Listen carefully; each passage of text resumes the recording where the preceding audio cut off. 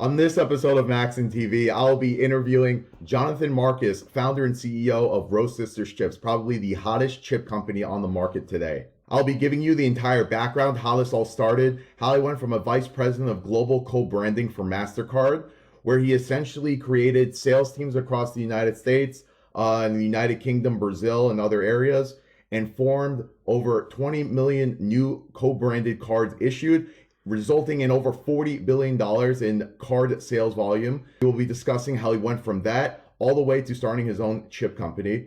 We will be discussing all the challenges he had to face, as well as if you are a CEO or a high-level executive, if you are thinking about starting your own company, we'll be discussing if you should or what you should have or have in mind of before you start your own company, or if you should go out on your own. All that and more coming up here on Maxon TV. Plus, if you're nice enough, I'm actually going to be reviewing the product at the end of this video, so stay tuned. You'll be seeing all that here, right here on Maxon TV. And briefly, right before we start, I'd just like for everyone to hit the subscribe button down below. I greatly appreciate it.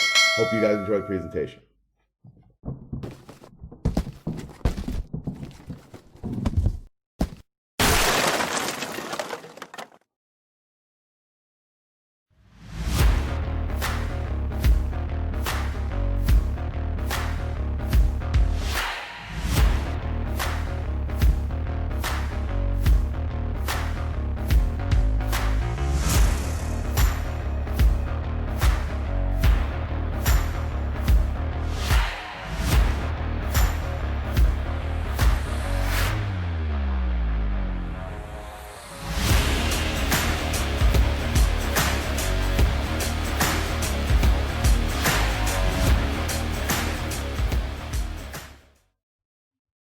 All right, and we're live. Not actually live, but Jonathan, anyways, thank you so much for joining the show. I really appreciate it. This is great, Max. We appreciate it. No, it's fantastic to have you on the show. Listen, you sent me these chips originally. I tried them, and they really are unique. I've never had anything like it in my life, and they're freaking fantastic. So congratulations. Thank you so much. There's really no other way of putting it. I appreciate it. As much as I would love to take credit for the recipe, it started with my grandmother. So, yep, wow. So, yeah, 100 years ago in Poland, and she created the seasoning, and she actually used to make it on a Polish bread, which is like this really, really heavy kind of bread that sits in your stomach for a couple of weeks. And when she had my mom and my aunt, the sisters, and they were old enough to bake, they decided they didn't want to make bread, but they loved the taste. And, they tested a whole bunch of different things with the seasoning and ended up with a tortilla, baked it. And that's what I was raised on, still serving at the family table. And yeah, it starts with my grandmother.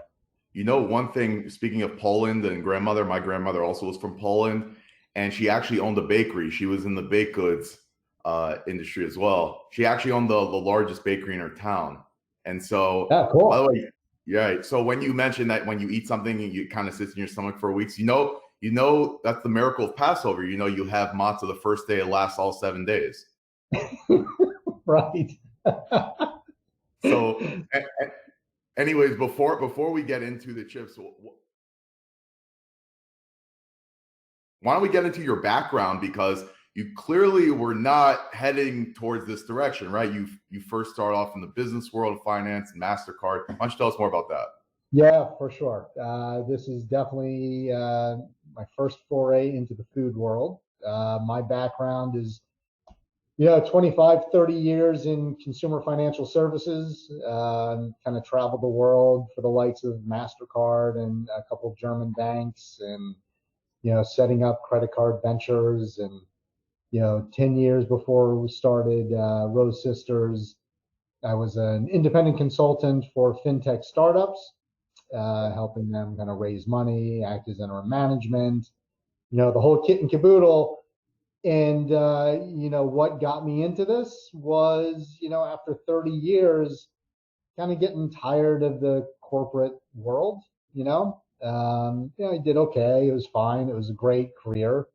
Like I said, saw the world on someone else's wallet, which is a beautiful way of doing it. But it just, the satisfaction level wasn't quite there as much as it had been. Now, so what kind of triggered this was the fact that, I was growing tired of it. But all my life, whenever we brought our chips to parties or to friends or whatever it was, everybody said, you got to sell this, right? You absolutely have got to sell it. And, for 40 years or whatever, we kind of summarily rejected that because honestly, everybody's nice when it's free, so we just thought they were being polite. Until one day, again, we brought it to a friend's house for a party and they said the same thing. And I looked at my fiance and I said, well, what do you think? Maybe we should just give it a go. I called my mom and asked her what she thought because nothing happens without mom's blessing. Right. And everybody said, well, let's try it. Let's just see. So we whipped up a batch, brought it to a market nearby us here in Connecticut, asked the owner, could you just do us a favor, put it out for your customers and just kind of let us know what they think because we're thinking about maybe selling this. And didn't really know what to expect, but we kind of, forgot about it, for a little bit. We figured maybe they'd call us in a few weeks or whatever. And the next morning at 7:30 sharp, the owner called saying we're ready to buy. And we're like, yikes. Okay. Didn't see that one coming necessarily. So, at that point, kind of made the decision to go for it. I basically fired all of my clients and kind of put all of my attention and money into this with mom and my fiance and, my aunt Paula, and said, all right, let's put a plan together and rock and roll. It took about, I guess, 3 months to pull all the marketing stuff together. It was fortuitous timing that there was like a big chowder festival in Westport, that was coming at the end of September. And, we got in touch with them and they asked us to sponsor it. So it was a perfect launching pad for us. And, we sampled to 12,000 people in a day. Wow. And I think we got about 11,900 of them addicted. And that was it. That was like the start. And it's just kind of gone crazy from there. But I mean, it was kind of funny because at the festival, I think the coordinator of it actually got pretty upset with us because I think our chips ended up being more popular than the chowders. Wow. Which was really not the intent. Certainly, we're happy. Right. I'm sorry I make such a good product. I know it's my fault. Right. Sorry, but that's just how it goes. Was it really challenging for you? Because I mean, like you were pretty high up, obviously MasterCard, you had, let's say a cushy position, and then to go move on from that to go into your own venture. What was the challenge for you, like mentally also just to do it because you are giving up what you already had? Yeah. I mean, I think I had already started that transition a little bit, right? So I had gone from like my work at MasterCard was great. It really was a fantastic career there. But that was the point in my career where I think I was already 15, 17 years into my career path in banking that I kind of took a stop, looked back and saw what I accomplished. And I kind of realized, first and foremost, that I made a lot of money for a lot of people and I wasn't really one of them. You did what, like 40, you brought in what, $40 billion worth of business for MasterCard? It was a lot. It was a lot of transaction volume for them. And not just MasterCard, the previous banks I had worked for, set up some pretty successful joint ventures. And, I'd always had an entrepreneurial kind of bloodline in me. I just never really pursued it. My mother, she worked her way through various kind of entrepreneurial endeavors. And before she retired, she had bought a small ad agency in Delaware. And she grew it, and did pretty well and ended up selling it. I think she was pretty upset that I didn't take it over. I wasn't really interested in that at the time. but I definitely get my kind of business kind of passion from her, without a doubt. So after MasterCard, I kind of moved from kind of the corporate world to becoming an independent advisor, I hung up a single shingle, found some clients in fintech startups, helped them with their business plans and raising some money. And some of them I invested in directly. And, that was more exciting, right? It was a lot more fun. But then after 10 years of doing that, you kind of realize there's like a missing thing there. And that was, as much as you get to sink your teeth into it, and enjoy the benefits or, deal with the misery of failures, it's not yours, right? It's not really yours. Like you're still answering to the owners or the primary investors or whatever. But in the end, you don't make the final call. And I think that's what I just missed it. I wanted that desperately. Yeah. And that's what this is, right? This is, our first completely ours. It's our money so far, and it's it's sink or swim 100% because of the calls we make. And it's there have been some terrifying parts, and there still are, right? Especially in the world we're living in now. But without a doubt, it's the most fun we've ever had. Right, as a family or as a business, it's just a blast. If anyone were to come to you, let's say a CEO at a big company would come to you and be like, "Listen, yes, I'm working at this great company, I'm making a lot of money, whatever, but I'm not happy, and I'm thinking about venturing on my own." Would you recommend that? Clearly, you would probably recommend that, right? Well, I think I think a lot of people think about it. Right. I mean, for different reasons. I think, I think it kind of depends on the personality type. Not everyone can really stomach, the pretty high waves and valleys of starting up. Right. It's pretty emotional, especially when it's your own skin, that's in there. But I mean, if I made a blanket statement, anyone that says, they had a great corporate career and that they're tired of the corporate grind and the fakeness of it or whatever, and just really want to sink their teeth into something, you bet, man. It's like, there's just nothing that can replace this. Nice. So were you looking for something for a while, or it really just came out, you were at the party, people were just honestly grabbing the chips, or was this like a thought for a long time?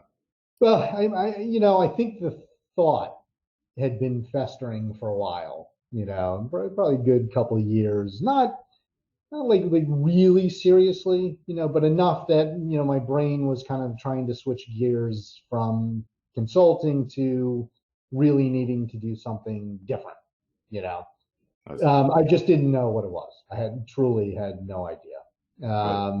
But the trigger, right, the true catalyst was absolutely that party. It was just, and the party was just like every other party, that we had been to, 40 years, in the making. Everybody said the same thing. They tried it the same way. They had the same comments. It's just this time, I guess the timing was such that, my brain was ready to listen and take it a little more seriously, or at least just to tip your toe in the water, right? And see if it's worth trying. Right. And that was it. So now let's get more into the product of the chip. For those who have not tried the chip, and if you haven't, I highly recommend you do that. How would you, in your own words, describe how your chip is different, and if it even is a chip to begin with? It may or may not be. Right. So, most people, when they get it and look at it, they're like, this is not a chip.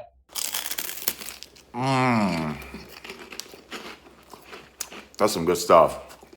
But part of the experience of it is that you held up the bag earlier, right?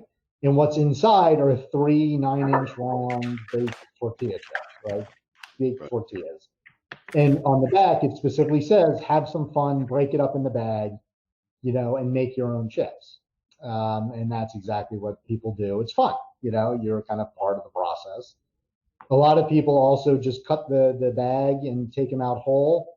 It's really, it's a product for sure that is like nothing that's on the market.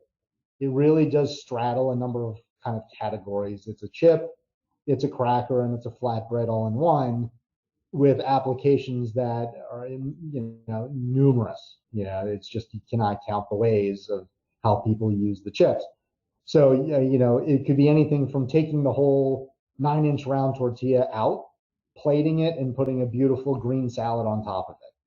It's gorgeous and it tastes delicious. People break it up as a chip and just nosh away, or they use it with dips. We also kind of take a handful of it, crush it in our hands and crumble it on top of, fish and chicken and use it as breadcrumbs.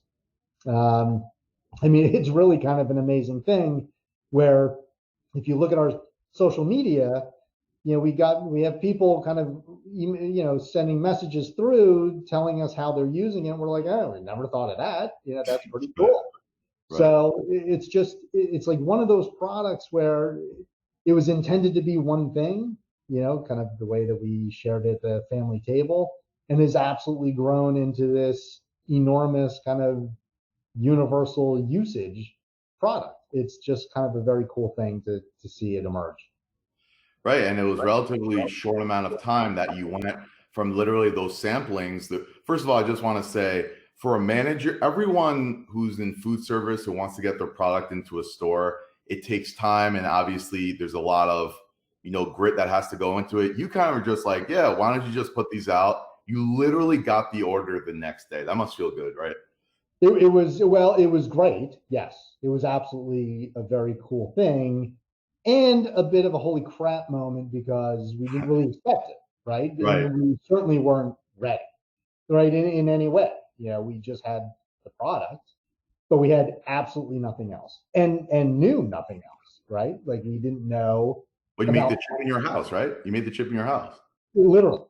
Yeah. Yeah. Literally, we made the chips the way we make them for our family meals. Yeah. It's just, so why would we do it any other way? Right. But that was like the lighting of the fuse to basically say, you got to figure this out, like, soon. You've got this momentum of sure, it's a boutique kind of small upscale market that wants to buy it, but there are others, and we haven't even really started knocking on doors. So we scrambled to design the packaging and, do shelf life testing and find somewhere to produce it. We did all of that within a few months. Right. And then we were cranking away. We landed our first distributor within, a month or two. And they've been fantastic. They were a great first, distributor to work with. And overnight we were in a couple hundred markets, in New England, which is great. Yep. I think we didn't know what to expect, right? We really didn't, and still kind of don't, know what to expect, because we haven't really enjoyed long-term seasonality. Plus, with all the wackiness in the market these days, there's no real forecasting, right? So, right. Like, each month is like a different behavior, and we're not sure if it's going to be super busy or just like moderately busy.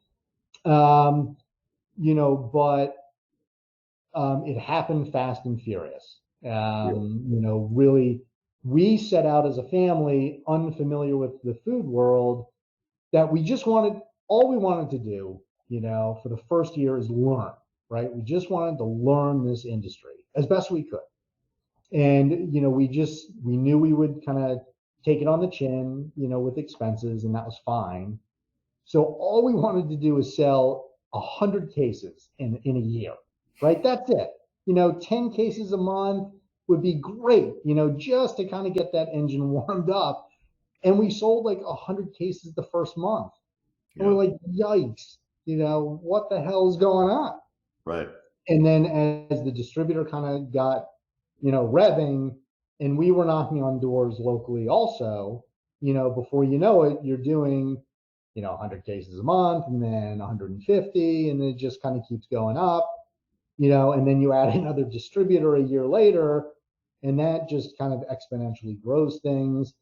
And initially when we launched, just because, listen, we were, again, so unfamiliar, there was no way we were going to set up our own manufacturing facility. There were way too many mistakes to potentially be made that would be disastrous. So we outsourced, right? We found a co-packer in New Jersey that was, real easy to work with, and amenable to using the equipment that we use. And, they had a ready-made staff and some experience. And it was great. That was absolutely the best way to enter this space, for us, at least, right? It just gave us, some freedom to learn by observing, and then, let them do the heavy lifting. It was expensive, but it was worth it. Right. But, maybe within, I don't know, 6 or 7 months, we realized that we were outgrowing even their capabilities. Just the demand was growing, and when you work with a co-packer, you're not the only client, right? So you have to kind of get slotted into their calendar, and you as a vendor, you don't want to say, to someone who wants to buy your product, it's going to take 4 to 6 weeks to deliver. Like, you can't do that.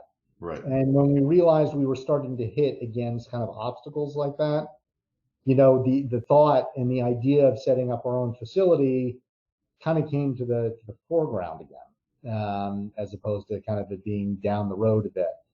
So, before our first year ended, we were already kind of looking at places to set up.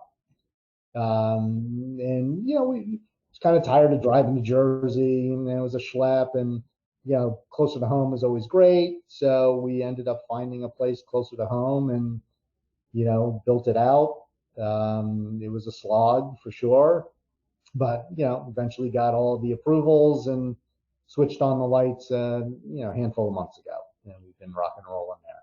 In Connecticut, right? In Connecticut, yeah. We manufacture now in Bridgeport. Wow. So going from fintech payments, that industry, to going into this and running the entire business, essentially yourself, you are essentially the man handling everything. What was like the biggest challenge for you moving forward, like trying to get this up and running? Well, what's this getting up and running? Like from the co-packing place, or from once we started? Right, to actually expanding the business. Like it's outgrowing yourself essentially, and you're moving so fast that to even just keep pushing product out in media. Yeah. So I would say the biggest challenge is bandwidth, right? Like my mom is involved, but she's 84 years old and kind of stuck at home in Delaware.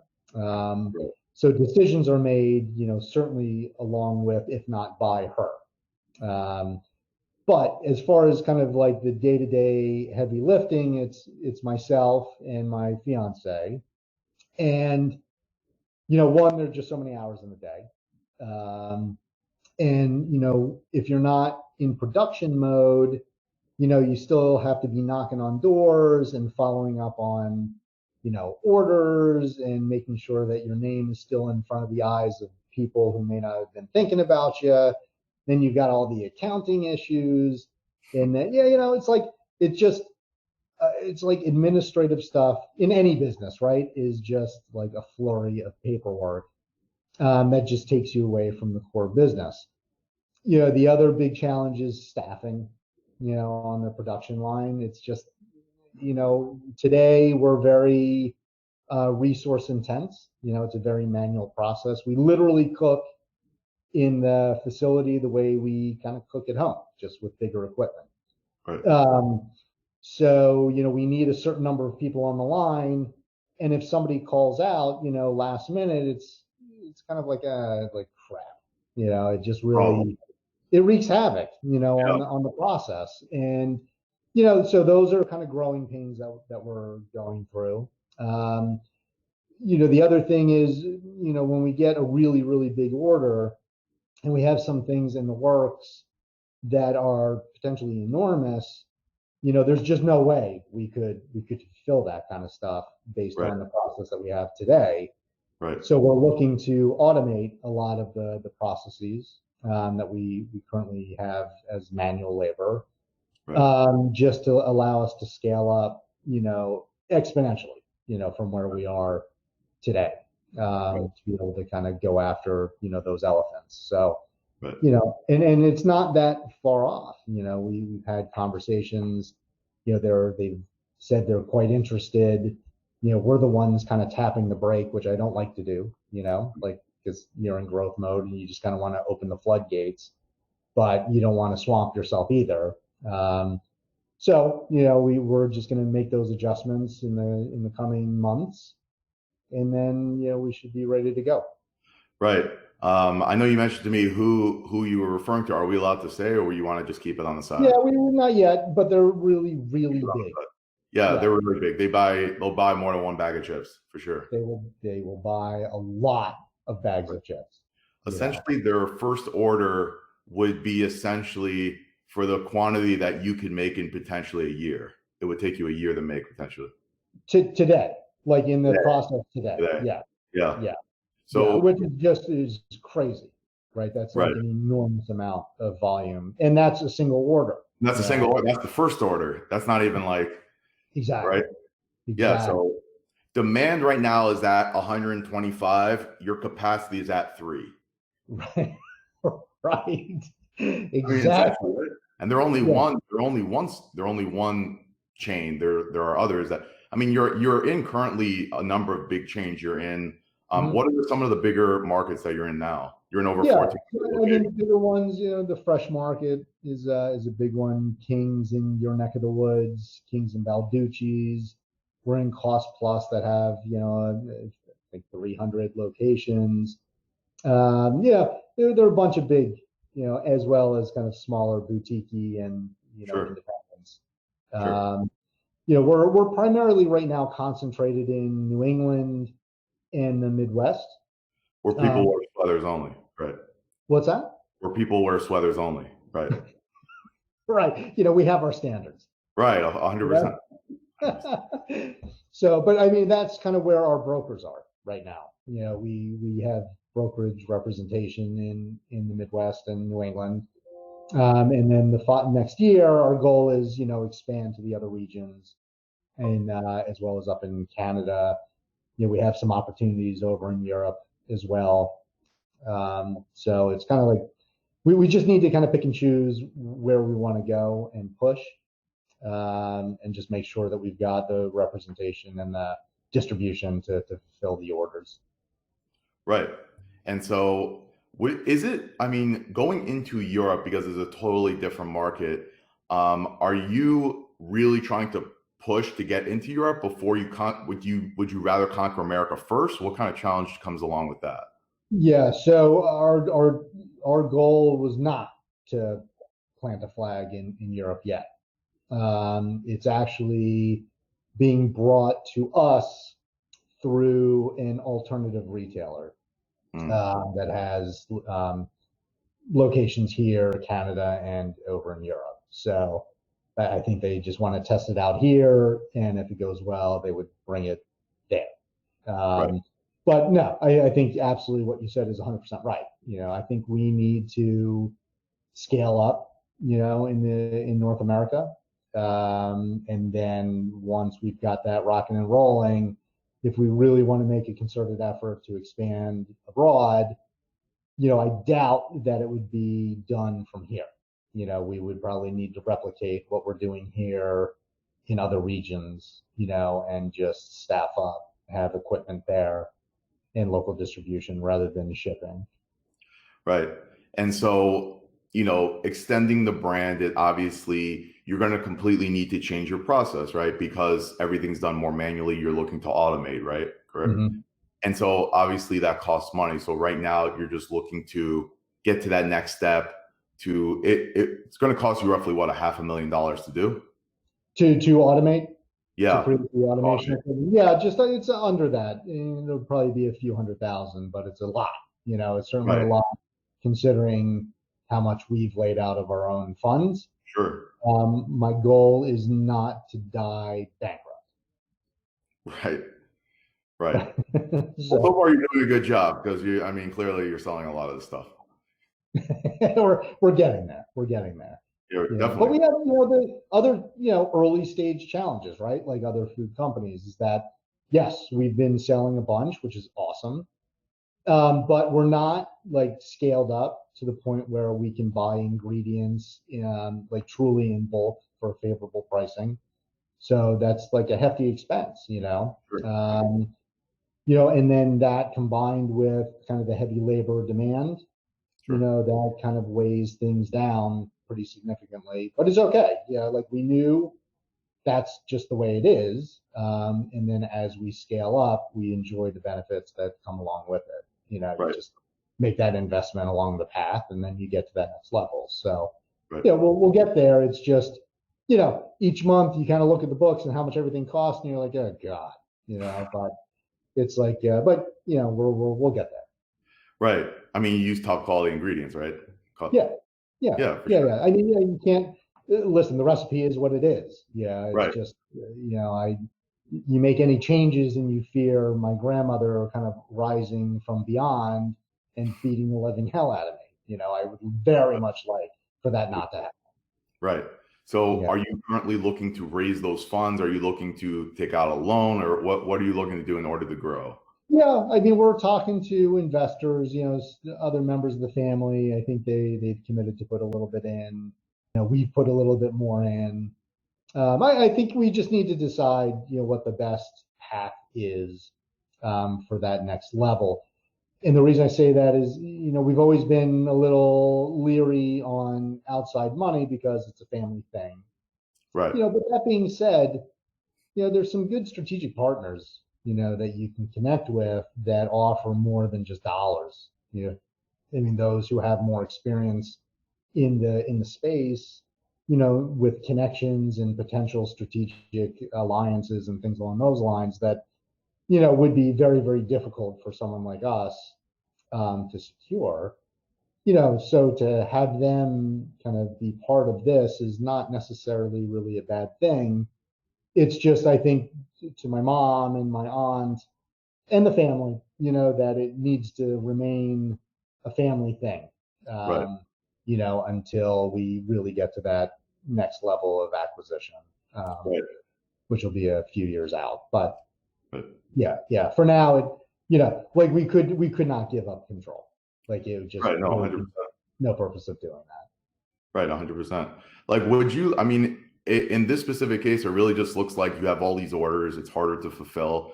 You just want to throw more gasoline on the fire.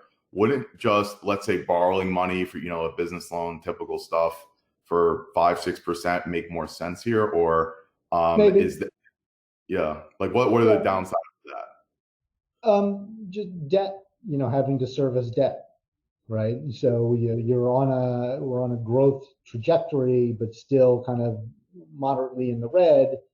In circumstances like that, you kind of want to monitor your monthly burn, right? So if you that? add debt, sure, fine, yes, it's like a non-dilutive exercise, but at the same time, you have to service it, right? You got to pay it back, and it's like one of those things where if you think that you will grow at the rate where you can, satisfy that debt, before the term, then it's great, right? It's a great thing.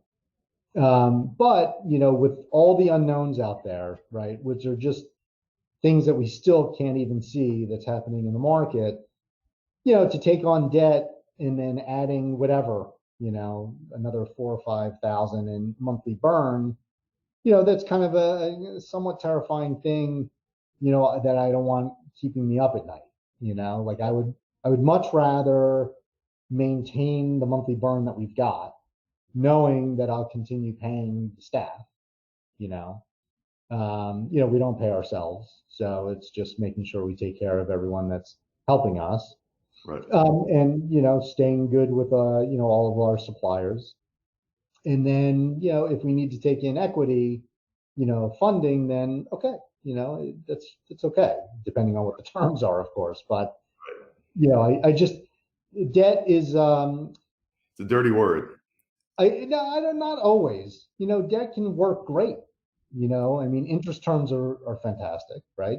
I mean, they're pretty low, but it's just one of those things that it's a hook that if you can't see really down the road on the short term, it could get a little hairy, Right. on debt.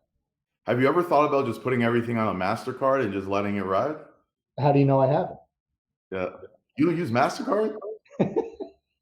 All right. Let your old bosses know, whatever. I only use Visa from now on. Yeah, yeah. Hey, listen, you access money where you can get it, right? Yeah, I know. I'm just messing. I'm just messing. Well, no. So Jonathan, so before we end off, this was great. Is there anything you want to add? About your product, about your company, about anything of that nature? Well, no, I mean, you've been great to have me today. We launched only 2 years ago with a single product, that you held up. That's still the single product that we have today. With that kind of limited product offering, we've really been blessed to end up in nearly 1,400 locations in the U.S., as well as up in Toronto. In the late first quarter, early second quarter, we should be coming out with 2 new flavors. So we're excited to kind of get that going. The family literally just finished the sampling and their surveys, so we're kind of compiling all of that and going to make the final call on which way we're going to go. We're looking to expand, across the U.S., get a little more West Coast presence, as well as in the South. And sky's the limit, man. Having a great time and grateful for all the customers and distributors and brokers that have been working with us. And, let's see where it goes. Yeah, and I think this really is going towards the moon. And you mentioned that this is in more boutique. I think this is like a mainstream. This is going to be like a Lay's potato chip type of mainstream type of thing. I think that we're gonna see this in practically every store. That's my honest opinion. I don't see why this can't be everywhere. Literally. Yeah. Well, give me time, right? I mean, I will say that our goal. So I'll just tell you now, right? Like when we launched, right, 2 years ago, we launched with a retail price of $7.99 per bag, right? Which is a lot, right? It's gourmet, and it's certainly worth it. It's just a lot, and kind of narrows the field of who it'll attract. Right. But as we've grown, our goal is to kind of suppress that price, right? And we would love to get it. I think we're hovering today around $5.99 in the retail stores. Wow. We wouldn't mind suppressing it a little bit further, so there's a 4 in the front. So it really is, reachable for anyone, like you said. And there at that price, at the $4.99, the $5.99 price, that's when you can get into the Publix and the Giants and those the bigger kind of chains that everybody knows. And we'll get there. We're not so far off. And then with more products, it just expands that at different price points. Yeah, you're at $5.99 now. Like now, and this is nothing. I mean, this is nothing. This is nothing for what's going to come. You're going to get there. It's only a matter of time. Just a matter of time and some money. So if you have any money, send it over. Absolutely. I'll put on my MasterCard. Hey, we take it. Awesome. Well, anyways, Jonathan, it was an absolute pleasure having you on. So again, please buy these chips. They will be at your local market or on their website, which I will list below. Check them out. They're absolutely fantastic. And again, Jonathan, thank you so much for coming on the show. You're a good man, Max, and you look damn good in a sweater. Thank you. Appreciate it. Maybe I'll wear more often. All right, my man. I'll talk to you again soon. All right. Take it easy. All right. I just got my docs here from Rose Sisters Chips. Jonathan was nice enough to send it, so I'm gonna see what happened. All right. Oh wow! Look at it. This is class. Look at this handwritten note. You cannot overestimate the handwritten note. Max, thanks for the chat. Had a blast. Length changing chips and clothes. Hold on tight. Try to share. Catch you soon, Jonathan. That's class right there. Yeah, there's a reason why he's successful. All right, let's see what we got here. Wow, this is insane. Really good packaging also. This is like you can definitely tell it's like a premium chip. Oh my, what the hell? Oh my gosh, this thing is massive. 3-season tortilla chips. And it's also dairy, love it. Kosher, so I can eat it. I'm happy about it. I like the packaging. Whoever did the packaging is very good. It's like a chip bread in a sense. How do you open it? Let's see if I can have a PhD in opening packaging. Alright, let's do this. It's like not a normal chip here. Here we go. This is like a fancy bag. This is like a fancy bag. Damn. You can like reuse this bag and shop with it. Oh wow. Oh wow. That smells good. Alright, here it goes. I'm gonna try it. Rose Sisters chips. I'm gonna make a whole mess, so I'm gonna try to.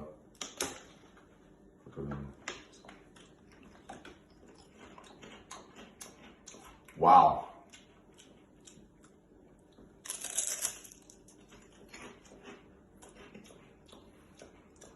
I'm not gonna lie, when you have something that's like really well made, it tastes like something in the beginning, and then immediately you can actually sense a shift in taste as you're eating it. Very, very good chefs do that. I'm used to just eating a bunch of crap, so this is kind of refreshing to eat. It's got like a hint of like sour cream and onion, but then it like shifts over to a different flavor that I'm trying to get. It's very good. I do it. I've never had anything like this. It's not really chip. They're like, it's like a pita, but it's not a pita either. It's like, I don't know, it seems like it's literally like handmade, one of those things. It's like custom chips made for you almost. It's really good. Wow. Jonathan, thank you for sending. I appreciate it.